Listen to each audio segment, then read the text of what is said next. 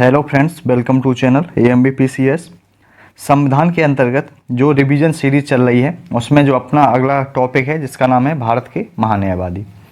यह टॉपिक 11 है तथा सर्वप्रथम भारत के महान्यायवादी को देखा जाए तो जो इसका उल्लेख है वह संविधान के अनुच्छेद 76 में मिलता है तथा यह देश का सबसे बड़ा कानूनी अधिकारी होता है। इस बात को भी याद रखना है कि यह देश का सबसे बड़ा कानूनी अधिकारी होता है।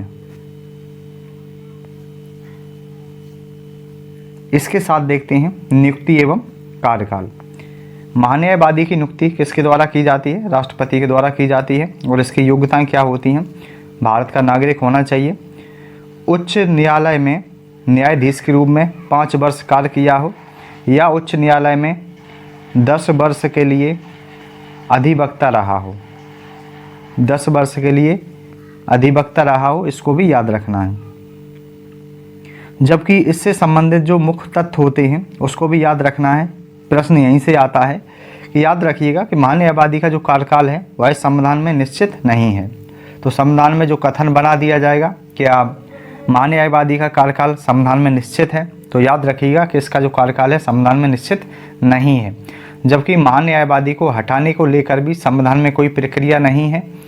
इसके साथ ही याद रखना होगा कि जो महान्यायवादी होता है वह राष्ट्रपति के प्रसाद पर्यंत पद धारण करता है, जबकि महान्यायवादी चाहे कभी भी राष्ट्रपति को त्यागपत्र संबोधित कर सकता है।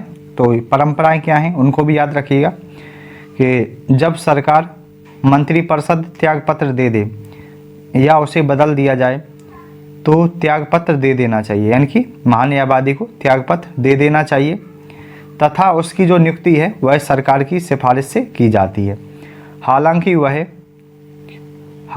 वह कभी भी राष्ट्रपति को त्यागपत्र संबोधित कर सकता है, यानी कि महान्यायवादी। जबकि इसके कार्य एवं शक्तियों को देखा जाए तो इसके क्या कार्य होते हैं?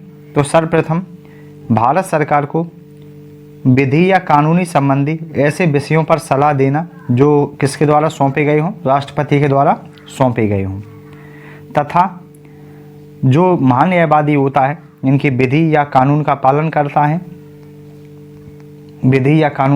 करता है, जबकि संविधान के कृत्यों का निर्वहन करता है भारत का महान्यायवादी।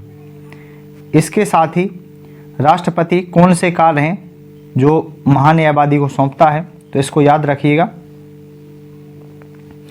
कि जो राष्ट्रपति है वह निम्नलिखित कार्य सौंपता है, जैसे भारत सरकार से संबंधित किसी मामले को लेकर उच्चतम न्यायालय में भारत सरकार की ओर से पेश होना, सरकार से संबंधित किसी मामले में उच्च न्यायालय में सुनवाई का अधिकार होता है महान्यायवादी को।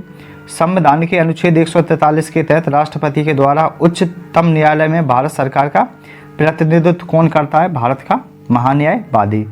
जबकि इसकी कुछ प्रमुख सीमाएं भी हैं, जैसे यह भारत सरकार के खिलाफ कोई सलाह नहीं दे सकता है, कोई भारत सरकार के मामले में कोई टिप्पणी नहीं कर सकता है, जबकि बिना भारत सरकार की अनुमति से किसी का बचाव भी नहीं करेगा भारत का महान्यायवादी, तथा बिना भारत सरकार की अनुमति से वह किसी परिषद या कंपनी के निदेशक का पद ग्रहण नहीं कर सकता है।